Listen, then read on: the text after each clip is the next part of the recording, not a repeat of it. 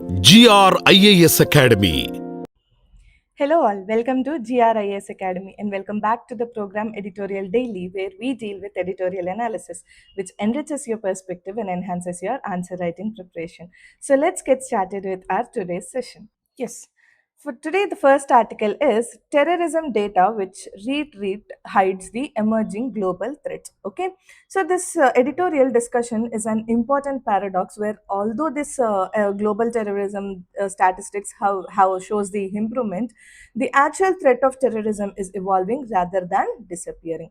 Okay, so this article basically warns us not to become the complacent by looking only at the declining numbers. Okay, so according to the recent global data which has been released, the terrorism related deaths which has been declined, terrorism deaths has been declined by 28 percentage,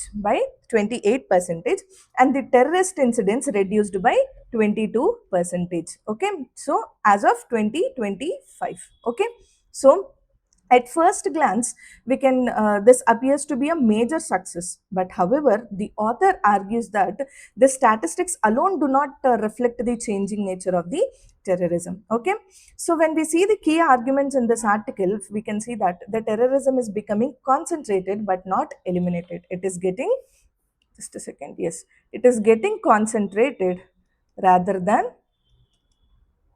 it is not eliminated. This is what the arguments are of. The key arguments, one of the argument is this. Okay, and we can say that the nature of the terrorism is changing day by day, and the link between this conflict and terrorism is also increasing, and the importance of the border security is also have to be improved, and prevention is better than the reaction is one more argument which we can take up from this article. Okay, let us see this article in a complete detailed manner. Okay, let's see. Yes, the topic is Terrorism Data Retreat, which hides the emerging global threats. The author of this article is Shashi Tharoor. She is the fourth term member of the Parliament of Lok Sabha and the chairman of the Parliamentary Standing Committee on the External Affairs. Okay, now how can we link this article to our syllabuses? For GS paper 3, we can link this article to the internal security topic, which is the linkages between the development and the spread of extremism, the role of external state and the non-state actors in creating the challenges to internal security, and challenges to internal security through communication networks, and role of media and social networking sites in internal security challenges, and the security challenges and their management in border areas. This is what we can link this article in GS paper 3. And for GS paper 2, we can link this article to the international relationships, that is IR topic, where India and its neighborhood relationships, effect of policies and politics of development and developing countries of India's interests. Okay, now coming to the context of the topic, the context is, while macro indicators reveal a notable statistical decline in the global terrorism incidents and the fatalities. Okay, so this aggregate reduction masks a dangerous structural mutation in how terrorism is operating. Okay, so the contemporary security landscape is caught in a tug of war between the institutional stabilization, which efforts, and the highly adaptive, decentralized global threats. Okay, now when we look into the introduction of the topic, though this decline in number should not lull the world into the complicancy, where the terrorism is mutating, becoming more decentralized, digitally driven, and geographically concentrated in a fragile states and vulnerable borders. Okay, yes. When we look into the illusion of the statistical decline versus the structural mutation, when we see up this macro data which has been given in the recent reports, it indicates that the global terrorism experienced a noteworthy decline in the 2025 year. Okay, now, when we see the global fatalities, 5,582 in 2,944 incidents in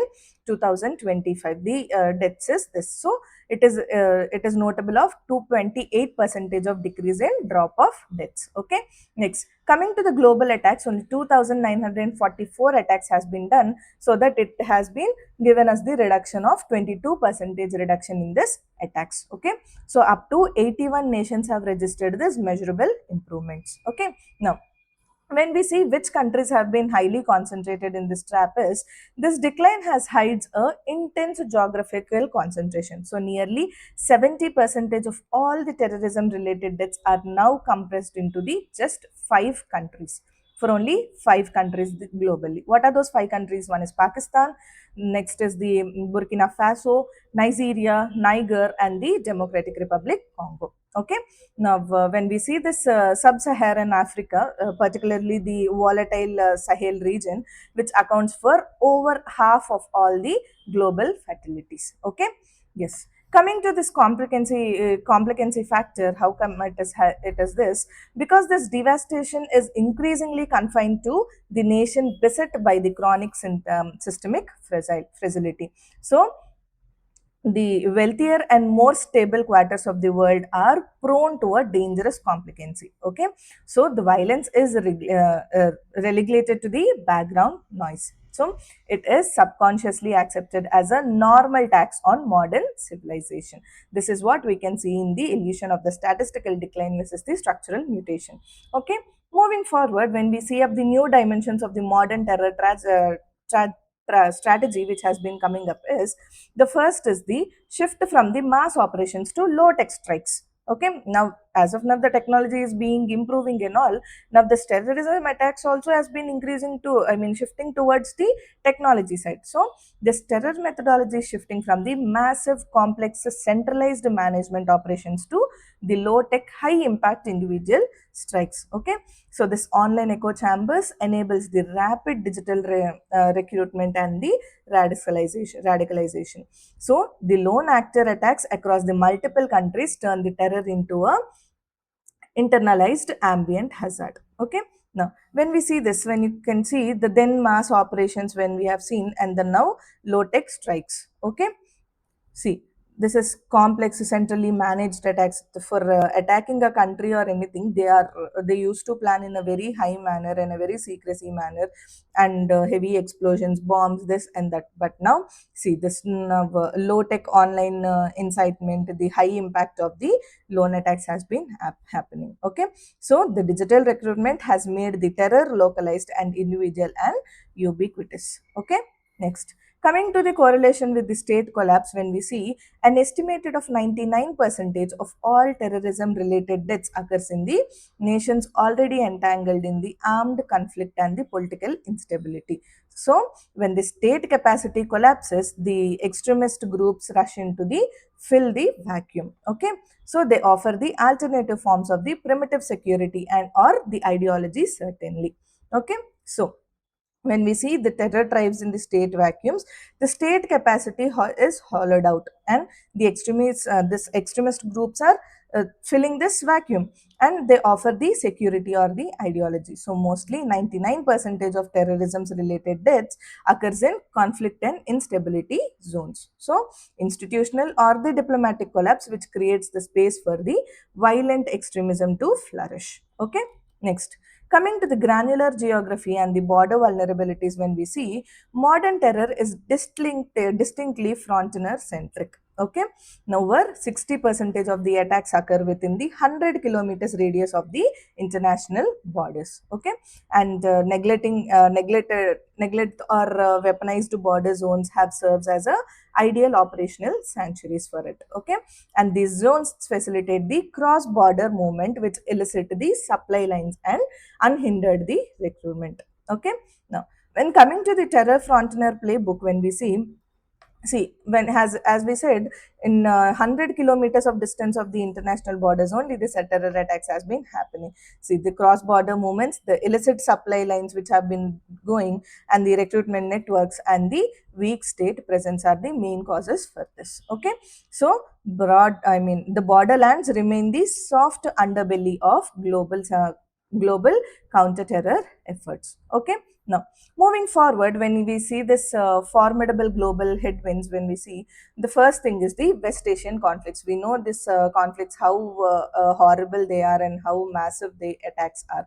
So the ongoing wars in this Asia is threatening to reverse the recent global gains. Okay, and The prolonged warfare and the mass displacement fuel radicalization and the resentment. Okay, now the systemic erosion of the state institutions creates the fertile grounds for extremism. Okay, so this conflict, this begets the instability, and instability begets the terror. Always remember few sentences which is very helpful in your mains answer rating. When you get this type of questions, when you recognize this type of sentences and display in your answer sheets, then it will score you a high marks. Okay, next. Next is the neighborhood volatility, the India Pakistan matrix. When we see, as yesterday we have discussed, there is no dialogue with Pakistan from India since 2016 after this attacks and all, right? So, in the same thing, this persistence of this major geopolitical conflicts, including the Indo-Pakistan friction and the lower barriers for new fragmented radical actors to emerge, and adds the complexity to the global threat landscape. So, regional instability, which radicates into the global insecurity. Okay, next, coming to the resilient non-state syndicates, like see the Islamic State, the few groups like Islamic State, the Jamaat Nasrat, AI Islam, Wal Muslimian, I mean the JNIM, the TTP, the LET, and Al Sahib. Okay, these are few terrorist groups where these networks show the stark resilience. And example, the TTP bucket, the global decline and the increased its attacks. Okay, so when squeezed with this global, when squeezed globally, they fragmented the local and localized and the embedded within the local ethnic or the political grievances. Okay. Now, so when we look into it, the adaptive, decentralized, and the ideological inflexibility, a potent threat is a potent threat. Okay. Now, what is the key takeaway which we can take out from this article for the mains perspective is, see, always remember these lines. Global terrorism is not vanishing, it is evolving, localizing, and mutating. It is evolving, localizing, and mutating. So the statistical downturns must not breed the complacency. Okay, so the real challenge lies in addressing the governance failures, the frontier vulnerabilities, and the digital radicalization to build a resilient and anticipatory security architecture. When you mention this type of lines in the mains examination, it will give you a good marks. Okay, next, moving forward, the way forward for this article which we can take up is, the counter terrorism must shift its gear from reacting to the preventing, from seeing the symptoms to addressing causes. A holistic, multi-layered, and future ready strategy is needed for the R. Okay, now coming to the way forward which we can give is the reaction to the prevention. How counter the terrorism strategies must move away from the reactive responses and address the structural ecology for extremist violence, especially where state conflict and terrorism blur. Okay, so tackle the root causes, not just the fallout. Okay, next, when we see this reinvestment in border sovereignty, we have to stop treating the borderlands as the second priorities. Rather, we have to consider it as a main priority rather than considering it as a second priority. So, reinvest in the state capacity and localized policing and basic administrative services, and prevent the non-state actors from entrenching themselves in vulnerable zones. So, the strong borders, strong states, the strong borders, strong state presence, and secure nation. This is what we can take up for reinvesting in the border security. Next, agile intelligence and tech governance. It is nothing but it is like threats are localized and frontier centric intelligence must be equally agile. Okay, so disrupt the cross border logistics through the real time intelligence, which is sharing a tech enabled surveillance. So this tech platforms and regulators must defeat and dismantle digital radicalization pipelines early. Okay, so stay ahead in the digital battlefield. Okay, next, the next thing is India's strategic path.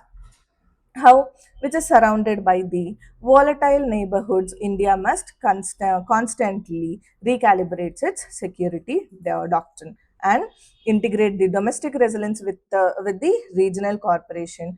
And true security lies not in celebrating the statistical lulls, but in dismantling the fault lines of conflict, governance failure, and the digital radicalization. This is what we can say. Okay, so the resilient India, secure neighborhood, safe world. Okay, yes. So the world is not short of security data, which we can see, but it is short of the strategic foresight and the political will to act early. And the measureless, understood more, prevent better, secure together. That is the only way forward. Okay. Now, when we look into the few key terminologies for the mains examination, which we can say is, first is the asymmetric warfare. What is it? It is a unconventional warfare which is waged between the opponents of vastly unequal military power or status, where the weaker party leverages the tactics like terrorism, guerrilla warfare, and the cyber attacks to exploit the vulnerability of a stronger state. Okay, next, what is this structural mutation of terror? It is nothing but it is the evolution of the terrorist organizations away from grid, hierarchical, and centrally controlled operational command structures toward the decentralized, localized, and loosely affiliated fluid networks.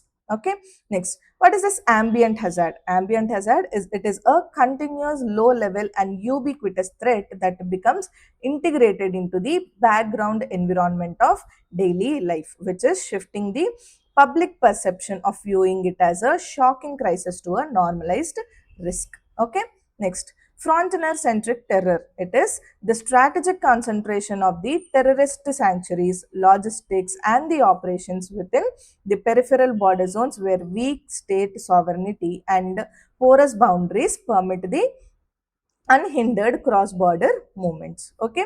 Next is the digital radicalization pipelines. What is it? It is the decentralized online ecosystems and social media networks and encrypted communications which echo chambers used by the extremist entities to systemically recruit the indoctrine and incite low wolf attackers. Okay. The key takeaway from this article which we can see is the statistic shows the decline, but security requires the depth. Okay, so the battle against this terrorism today is fought not just at the borders or the battlefields, but in data streams, digital spaces, and the governance gaps. Okay, so a proactive, inclusive, and intelligence driven approach is the only viable path to the sustainable global peace. Okay, this is about this article, completely about the terrorism. Though the numbers in the terrorism are decreasing, but it is always giving us a burden like terrorism is more increasing like by the digitalization of the world also. Okay, now let us move on to the next article. And yes, the next article for today is a future of financial health for every Indian. Okay, so this editorial basically discusses about the concept of the financial health and explains why India's next phase of development should focus not only the financial inclusion but also ensuring the financial well-being of every citizen in India. Okay, so basically this article begins with the story of a person Nar, an informal worker who started saving through the National Pension Scheme NPS.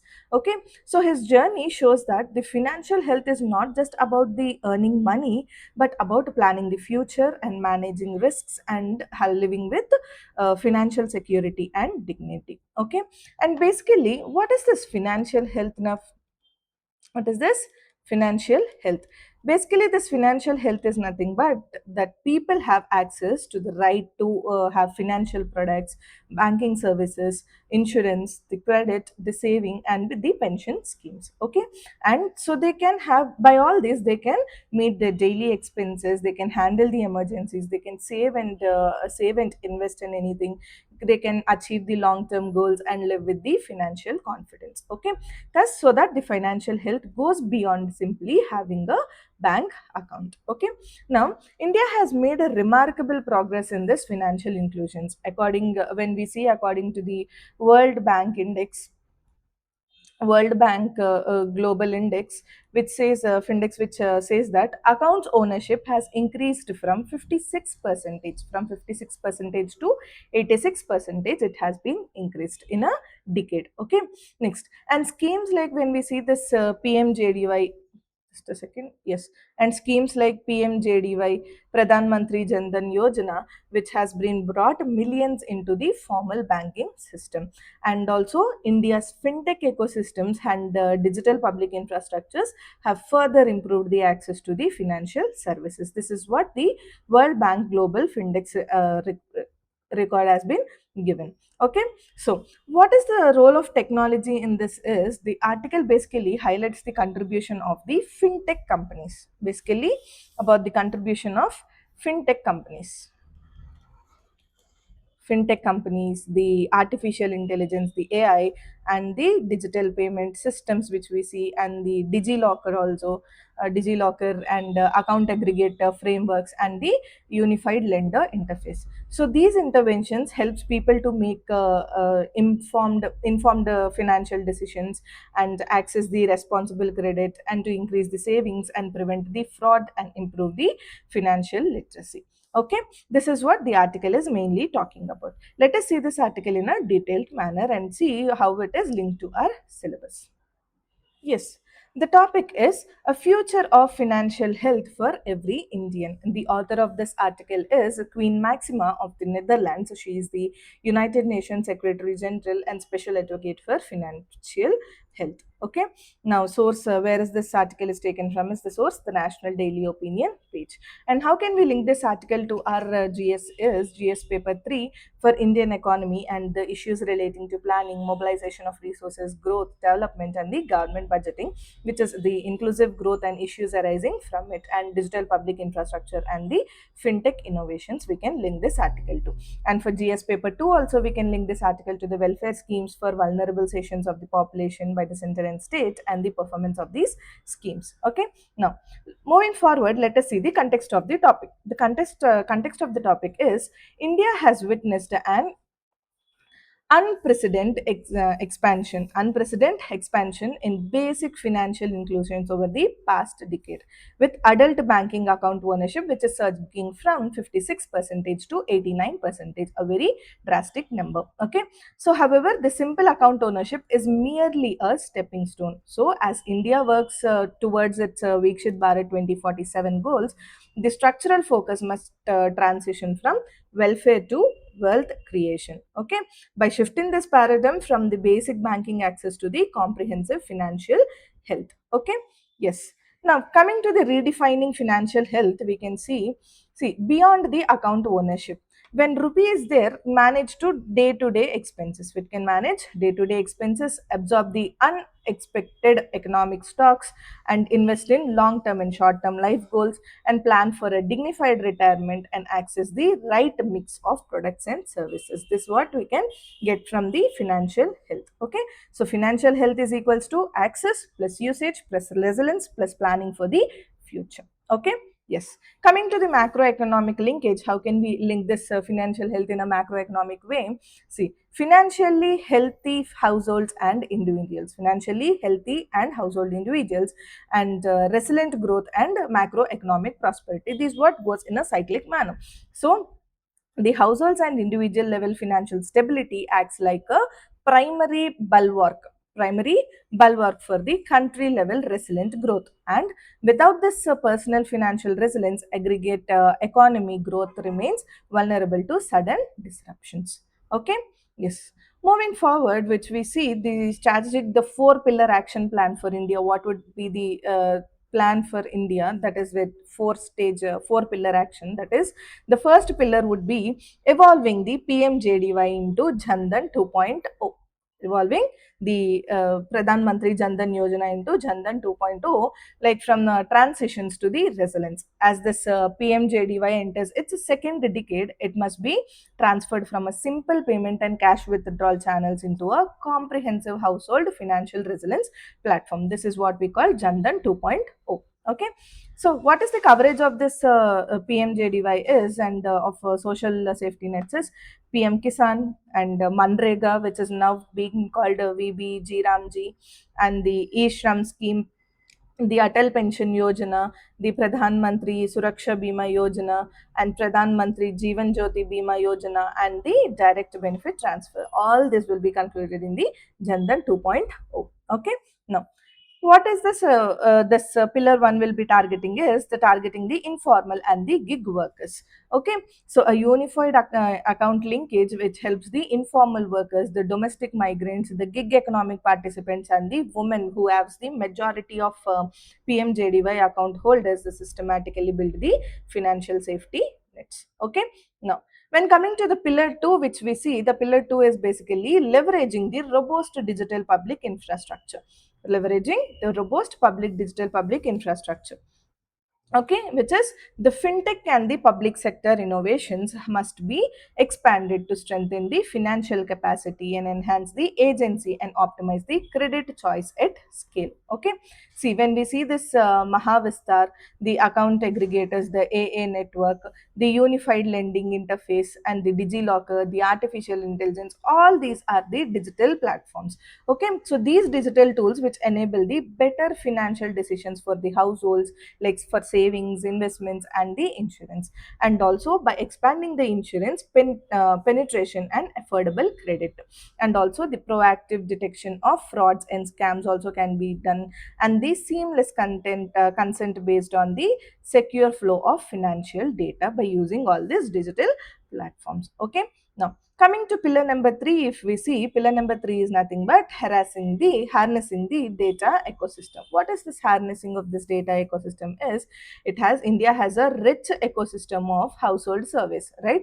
So administrative data sheets and digital infrastructure, obviously. So the target the data to gather the precise insights on the financial health of each individual in the country, and to strengthen the empirical policy making with evidence, and protect the consumers from predatory practices, and ensure the accountability and transparency in the financial sector, which is the data which is driven data driven decisions is which gives the better policies and better financial health which outcomes for every Indian. Okay, now when moving on to the fourth pillar, which we see, it is deepening the public private collaborations. It's not only the public sector which can come up and do all these things, it has to be the public private collaboration also. So moving the needle on this financial health requires a joint effort which is mobilizing the financial institutions, employees, regulators, and the market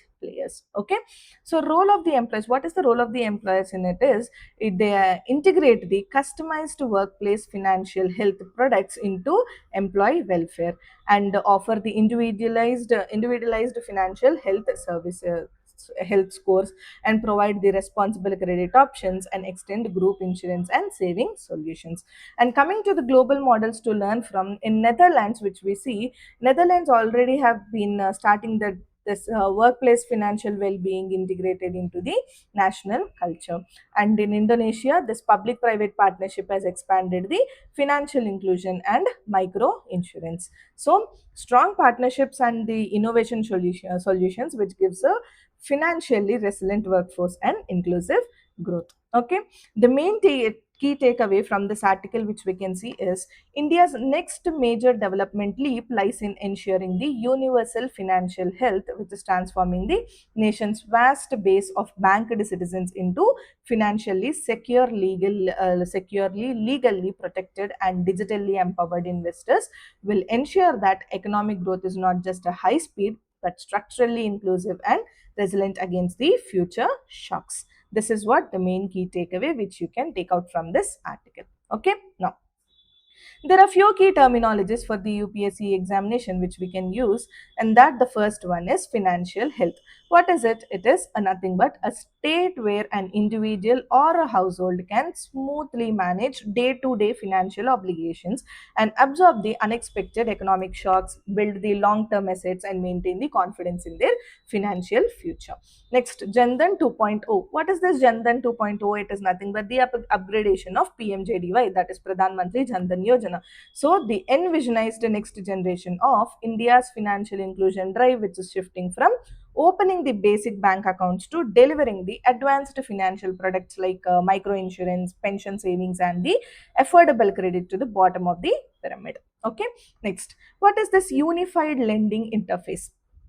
Unified lending interface is nothing but a digital platform which is designed to streamline and democratize the credit delivery by the facilitating the seamless consent based flow of digital information, including the land records and the financial data from various data providers to lenders. Okay, next, what is this welfare to wealth creation? Welfare to wealth creation, it is a strategy in the strategy shift in the economic policy that moves beyond providing the basic survival subsidy to the actively enabling low income and informal workers to save, to invest, to accumulate the assets and achieve the long term financial independence. Okay, next, the next key term which we can see is account aggregator network. It is nothing but a financial data sharing architecture that acts as a consent manager.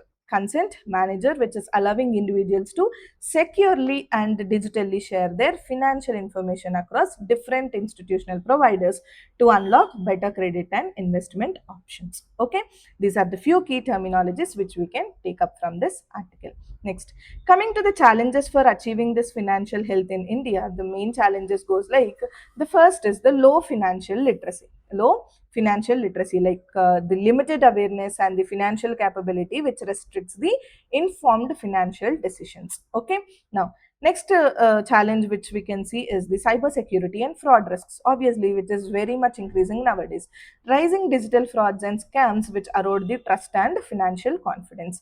Next is the rural to urban and gender gaps, basically the access, the usage, and the product adoption gaps which persists across the regions and the demographics. Okay, next, the next challenge would be the data privacy and ethical use, and it is nothing but ensuring the consent and data protection and the ethical use remains a critical concern. Okay, next, coming to the affordability and sustainability, this is another one more biggest challenge which India will be facing to achieve this financial growth, financial health, that is many financial products remain either unaffordable or misaligned with user needs. So, addressing these challenges is very much essential to convert the financial inclusion into sustained financial health. Okay, now when we look into the way forward of this article, we can write building a financially healthy India. Like, see, people centric approach and design inclusive need a based financial solutions that empower every segment of society. And we can say about the strengthened financial literacy, like invest in the large scale context specific financial education and awareness campaigns. And next is the responsible innovation, how to promote the innovation with guardrails, like balancing the convenience, trust, and the consumer protection. Next is the collaborate for sale, like leverage partnerships among the government, industry, civil society, and the fintechs. Okay, next, regulation with the agility. What is this? It is nothing but to ensure the proportionate, agile, and forward looking regulation to foster the trust and inclusion. Okay, next is the local solution, which is the national impact, to encourage the state led innovations and localized solutions that can scale nationally. Okay, now, so a financially healthy India will be more inclusive, resilient, and prosperous India. Okay, so, yes, financial health is not just an individual goal, it is the foundation of a strong, inclusive, and future ready India. Okay, yes. And these are the two articles for today which we have discussed. And I hope everyone liked this video. To get a detailed note of it, do visit our website and download it from there. The link is provided in the description below. And do like, share, and subscribe to our YouTube channel for more editorial analysis. And do follow our Instagram ID and Telegram ID for your UPSC preparation. and see you all soon tomorrow with the another editorial analysis, and all the links are provided in the description below. Do check it out. So yeah, thank you.